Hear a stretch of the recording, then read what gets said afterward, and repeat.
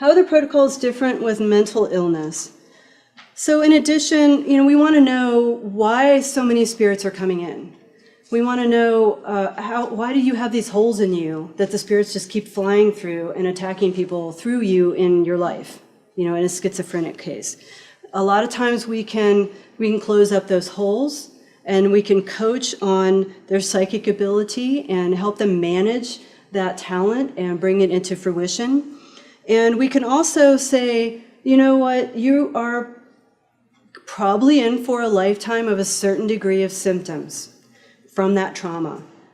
What your job is to not pay so much attention to them. Your job is to manage those symptoms, to believe that you can overcome and that you can navigate and you can have a successful, happy life, even though that happened to you, even though you have some of these symptoms. Just don't let them get the best of you. So we support our clients in that way.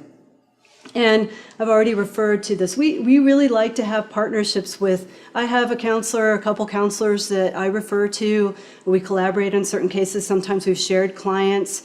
And I find that's very, very beneficial to me and the client. They have that security of somebody in the real world with a license that gives them a certain type of comfort and a certain really important skill set. And then they've got the woo-woo person when they feel like they have some spiritual imbalances too that they need help with. So I'm going to go next into a little bit deeper on what some of these tools are that we use. I'm going to call it out. We use some altered states of consciousness. A lot of shamans around the world will get into an altered state of consciousness. We either learn tools to shift ourselves in the moment with the client. We call upon guides. The guides may actually come inside us or around us and shift our perspective. Drumming. All humans are wired for 170 beats a minute. If you beat on a drum for 170 beats a minute, you will go into an altered state of consciousness. And we also sometimes use plant medicines that are psychedelic. And we can, from those plant medicines, which are common, again, in many different parts of the world, it might be mushrooms, it might be ayahuasca, many other substances and plants, so this is kind of like how we get our college education. It's how we take classes sometimes. We go, we solve problems, we go and get greater information than what we might have in our current toolkit. We may go and meet new guides that we need to work with here with our clients. So we go and we travel to these other realms and we come back here with that information. So that's how we get our PDUs sometimes. So we also call upon spirit guides and animals. In my experience, as we practice and as we go through our direction in life as shamans and as we develop on this path, new guides arrive, depending on a new area that we're working with. When I started working with people in the recovery community, White Eagle partnered with me. It was very, very profound to see things from White Eagle's perspective, and White Eagle has an extremely pristine clarity and very high vibrational energy that allows me to be and stay in the light and be the light in the darkness for people that are having some darker times. Sacred herbs and plants, I mentioned that. A lot of shamans in indigenous tribes are trained in herbalism as well. In our culture here, we may not have that much time to study absolutely everything that you might if you were in a tribal context. So yeah, we get a little jealous sometimes. And power objects as well, maybe a particular stone, a rock, a feather.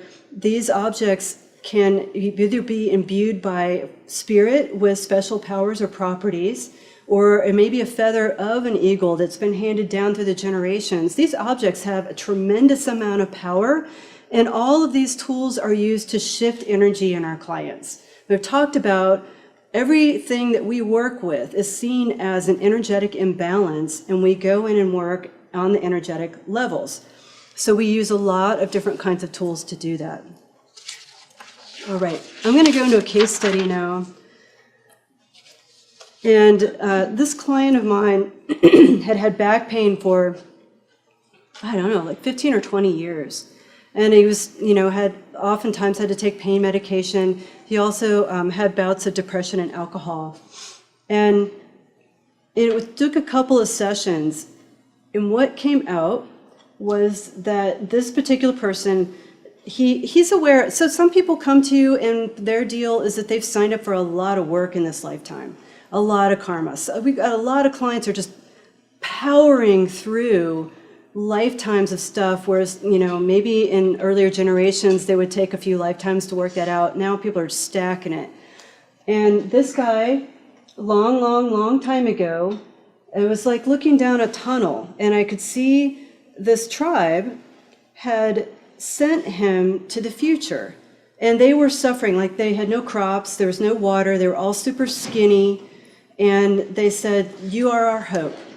And they did a huge ritual, and they put all of their hopes for the future of their survival into him, and they basically sent him into the future in order to retrieve tools and skills and whatever was needed to bring those resources back to that tribe so that they could survive, so that they could carry on.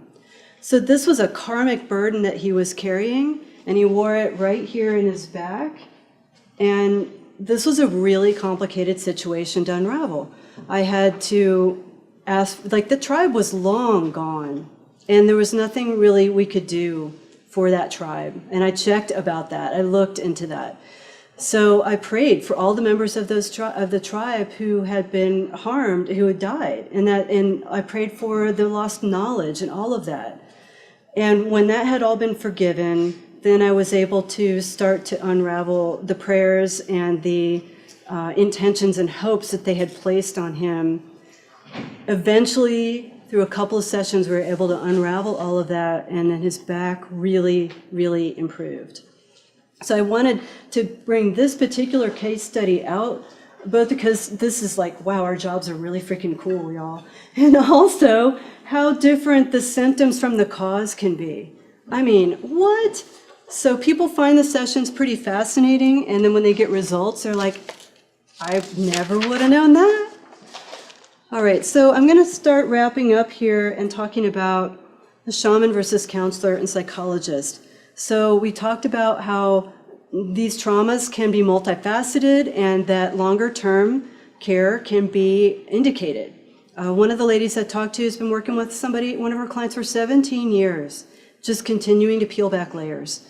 And that's a beautiful, beautiful long-term relationship. And then we also sometimes have the quick hit thing. And it really depends, in my experience, on how long somebody's had the issue for. If they've had the issue their whole entire life, it's going to be a longer term resolution. And if they've had the issue for only, a few months or to a few years, it's not going to be as many sessions to unravel that, because the energy gets entrenched over time. And this has a lot to do with just the psychology of our brains. Our brains actually, create myelin sheaths to get the happy trail, so we don't have to think about things so much. It's really a laziness in our brain in a way, and it's a survival function. If you haven't entrenched your belief system, maybe for only a few months or years, then it's a lot easier to unravel that. So I forgot to put it on a slide. A lot of what shamanic work does is create more elasticity in the mind. So the psychology actually begins to loosen up because of the energy work. And with that, as long as the client is diligent in pursuing their new path and staying on their new path, and we enable them with tools and coaching to do that, they really can make a dramatic shift, and they can maintain that shift. And that's because we loosen stuff up. I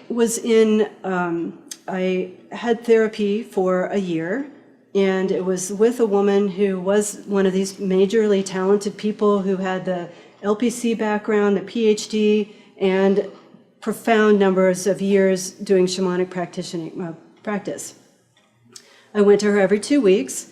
And every 2 weeks, I had something that was up for me. Now I feel disconnected. I sit at a table with people, and I don't feel like I'm in the circle. I feel like I'm disconnected, very disconnected. Or I'd have other types of symptoms. I'd go with her and do a shamanic journey. I'd go back and find that piece of, whatever it was that caused that, bring it all back. And I never had to deal with that issue again. It was over and done. So this is a little bit of a difference sometimes with traditional counseling, where I talk about my disconnectedness with a counselor, and I come to understand it from a mental and maybe emotional perspective. what is happening is that sometimes the physical and spiritual levels are not getting addressed in traditional counseling, and that's why we make such good partners. So if you have clients, as counselors, if you have clients who are not really progressing very quickly or responding to treatment very well, they're not staying on track, their progress is very slow, or very, very incremental, then they may be a good candidate to refer to a shaman who can maybe give them another little nudge, a little bump, find out some other reason in addition to maybe this lifetime, their experiences in this lifetime, and we can inform each other. A lot of times a shaman will go and find a trauma that happened at an age of youth, maybe 1, 2, 3 years old, even fetal development, that the person couldn't possibly be conscious aware of. And they don't know how to bring it to a counselor. And we may discover that and see that and get them aware of that, and then they can talk to the counselor about, how did that affect my childhood development? Is that why I'm the way I am right now? So there's a lot of reciprocity that can flow back and forth between the two roles. And for clients who can afford to do both at the same time, they're really going to get on the fast track.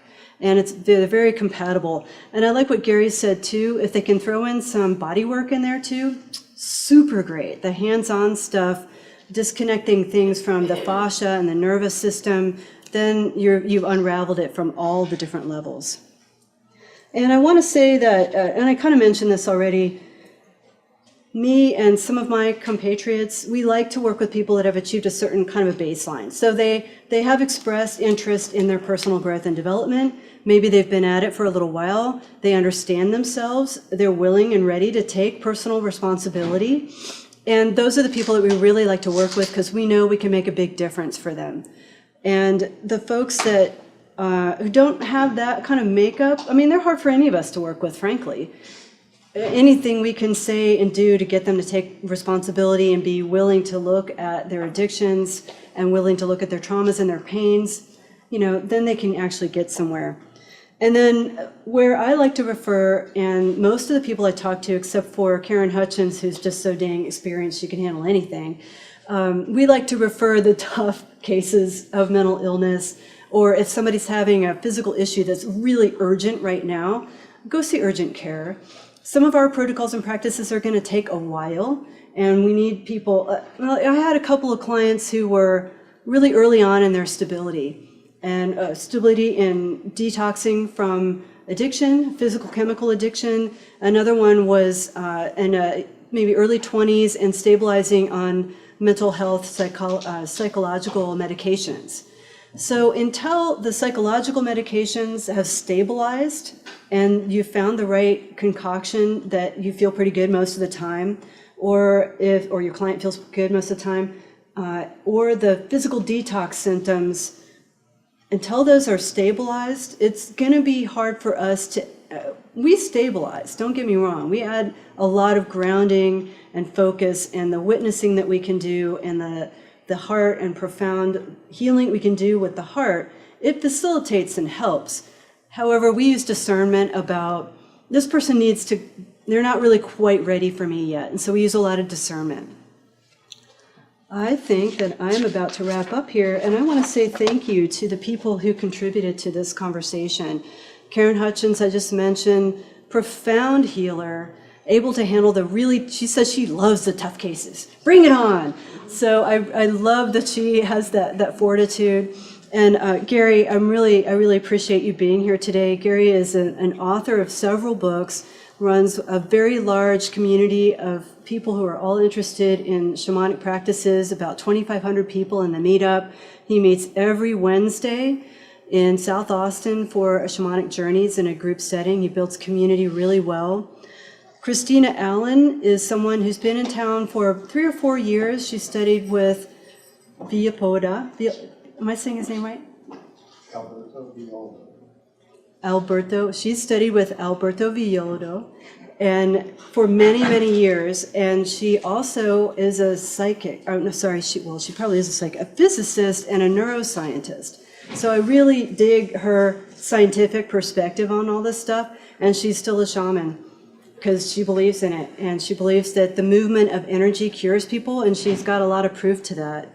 And then a friend of mine, Tex Phoenix, also, who studies in Native American ways.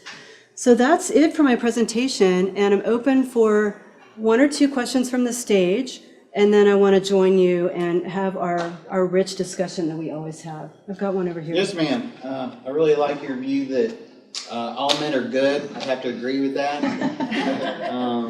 I'm just kind of curious, what kind of homework do you assign to a client? Okay. Okay, great. Examples? The type of homework that I would assign to a client. So going back to, there's a lot of, I mentioned a lot of material here today, going back to the elasticity of the brain and the brain's tendency to want to freeze back into its old patterns. The type of homework that I assign will sometimes be coaching and mentoring, like watch your choices. And then the other thing that I will often, for every client and every session, myself personally, I channel an affirmation or 2. And the affirmations are like an energy, a homeopathic energy medicine that reinforces the new track that they're on. And it will be something like, it'll be very particular to the issue that we resolved, and it'll be the cure to the issue. It'll be like a really empowered phrase to help them reinforce that. So whenever they have their typical pattern, they can say that instead. And I tell them, write these affirmations on sticky notes and put them all over your life. And say them all the time so that you can reinforce that new groove. Any other questions from the stage? All right, awesome. I really appreciate the opportunity to speak here today to ASCN. And this is a great group of people. I have a tremendous amount of respect for the work we're doing together in the world to be that light in the darkness. And today is solstice. I want to acknowledge we are all being the light in the darkness today, getting filled up with light so that we can give that out to our clients, so that they can then ripple that out to the people they know in their lives. So thanks again for the opportunity.